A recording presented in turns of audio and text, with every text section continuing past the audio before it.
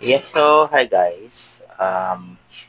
Today is mag-unbox tayo nitong ink, third-party ink na in-order natin sa Shopee. I mean, in-order.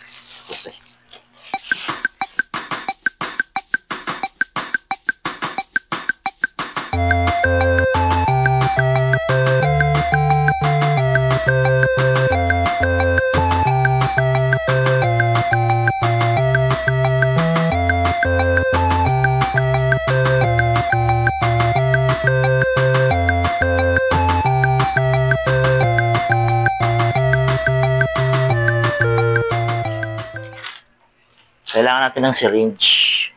Here. So, apat na bottle. Kailangan natin apat na syringe for individual color na kwan. So, yan guys. I'll be right back para sa installation at pag-refill ng ink sa cartridge. Tatanggalin na natin yung cartridge dito sa ating printer E3470 na Canon. So as you can see, meron na siyang dalawang orange light na nag-indicate na yung ink niya is very low na, no? So tanggalin na natin yung cartridge.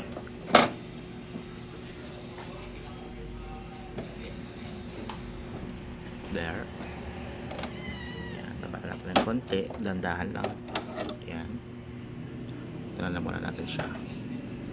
Tapos yung colored na cartridge.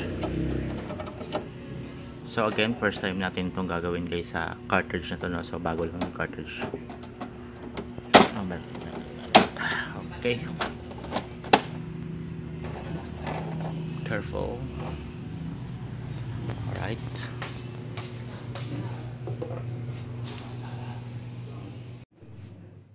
So yan, i-continue natin siya guys, no?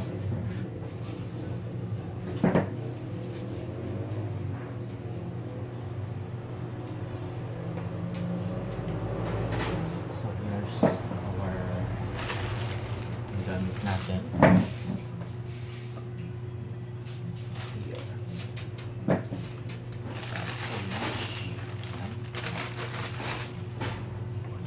This we're going to peel the sticker.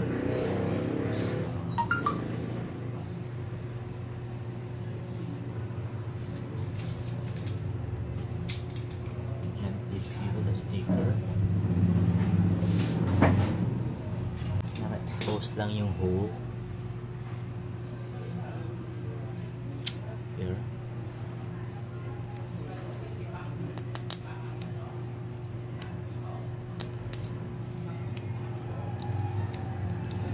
So, asan yung hole?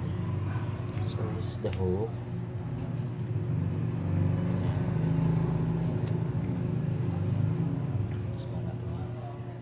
Ayan guys, nalaki na natin yung hole, no? Ito.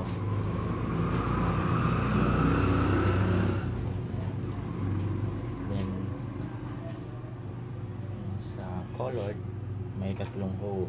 Kasi tatlong kulay nga siya.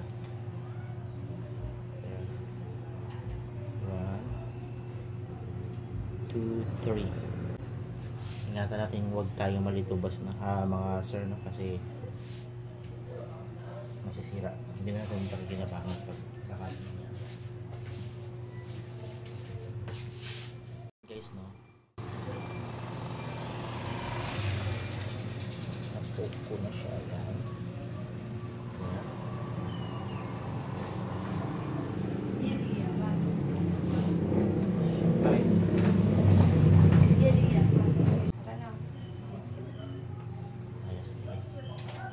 Isusukat natin guys kung papasok na siya sa loob.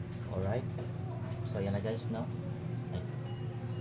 Okay na siya. Sabihin, okay na yung hole niya. So gawin natin yan sa colored na cartridge. So para hindi sa gabal, tanggalin muna natin ito. Tapos idikit na lang natin later on. There. sa isa.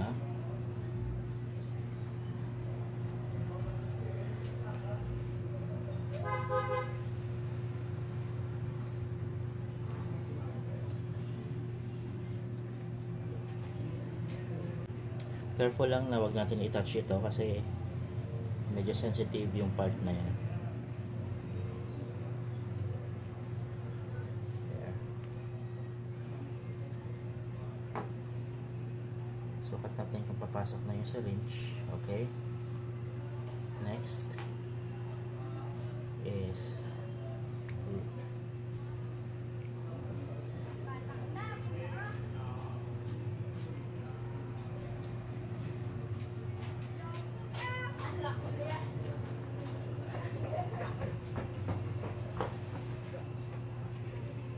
and the last dito.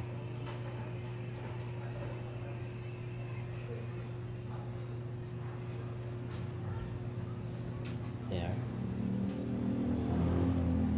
Check natin kung papasok na yung syringe. Okay. And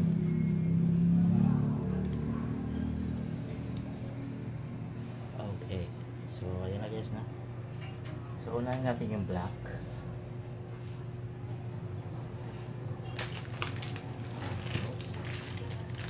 Unahin natin yung black guys.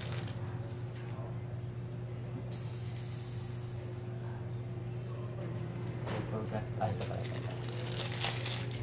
Kala ko makakalimutan mo.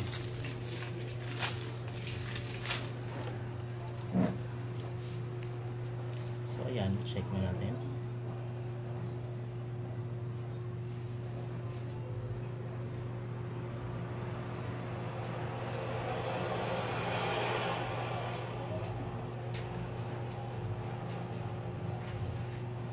Hindi natin kailangan tanggalin tong aluminum part kasi pwede naman natin i-poke. So hanggang 2 ml lang siya. Ating 2 ml. Sira ang ating cellphone.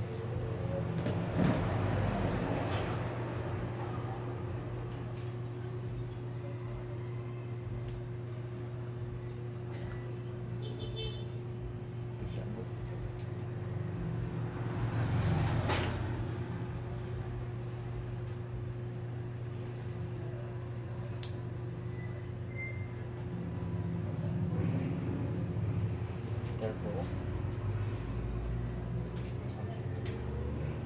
Stop sa 2 ml. Hindi siya nakahigop na. So, ilagay natin yung butas para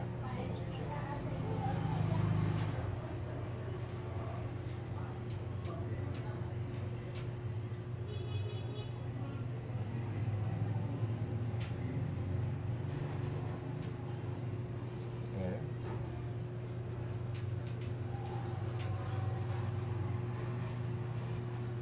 2 ml mark. Tapos oops, insert natin siya dito sa hole.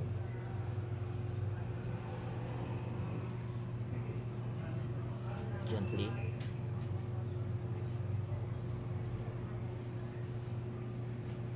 There. Then we'll replace the sticker.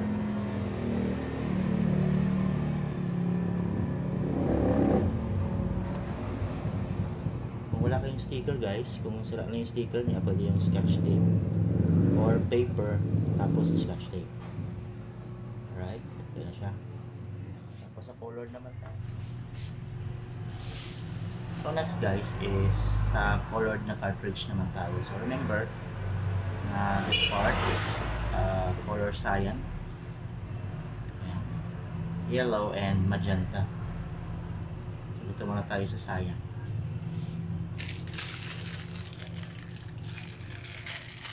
Oops, sorry.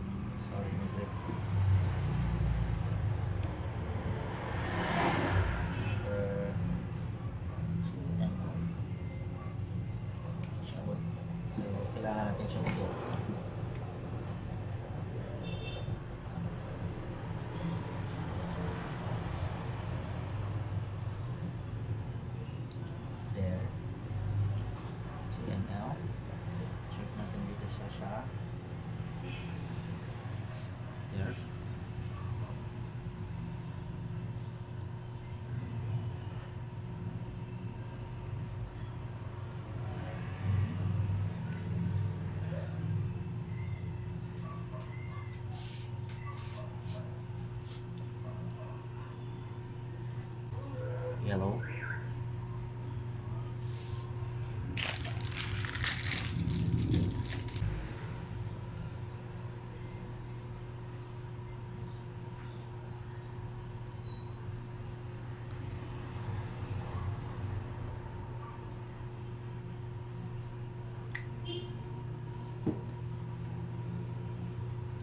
Yellow is right here.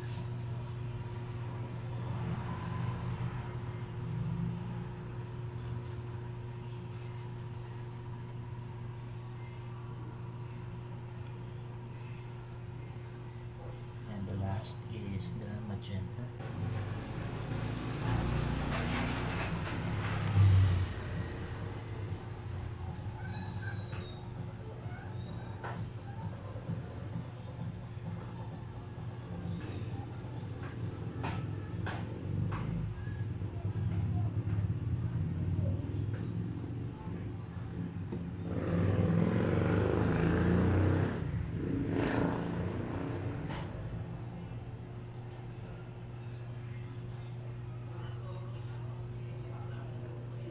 So, okay. So, once refill na natin lahat ng holes, is balikin na natin yung sticker. There. Okay. So, sa next process, ganoon din. Tanggalin na lang natin yung sticker, then refill natin yung mga holes, then okay na siya. So, ayan guys. Next is ibabalik na natin siya sa ibalik na natin siya sa printer. Alright.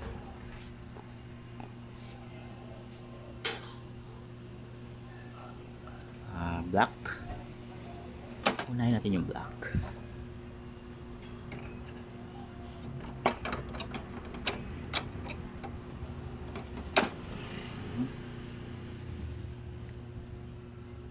Then next is the color one.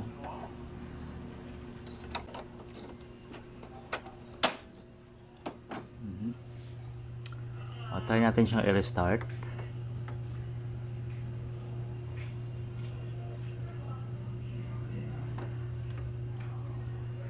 So naibalik na natin siya guys na.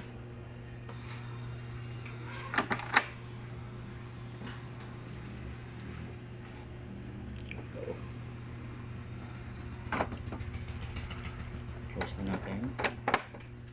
Try na natin siyang i-power on ulit.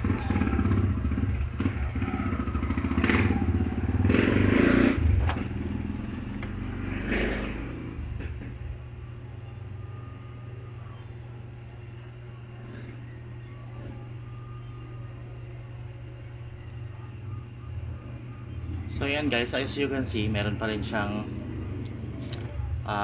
dalawang light dito. Siguro kung tuloy-tuloy naman yung printout niya, kahit may dalawang light dito, wala naman sigurong problema na yun. Kasi yun na naman ang importante, makakapag-print tayo kahit na merong indicator dito.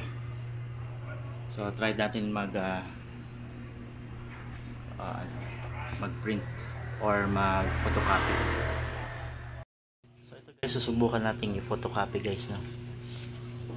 Medyo ano siya sa ink. So ito try natin siya.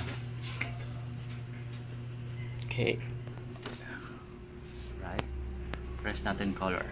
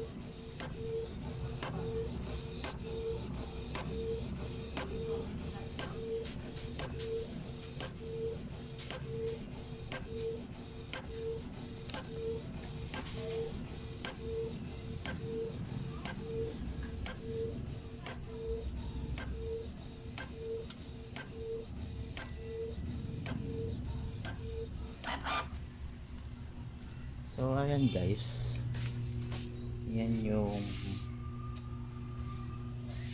result niya. And that's the original. There, hindi naman siya nagkakalayo. And try natin ulit. Try natin sa mga IDs.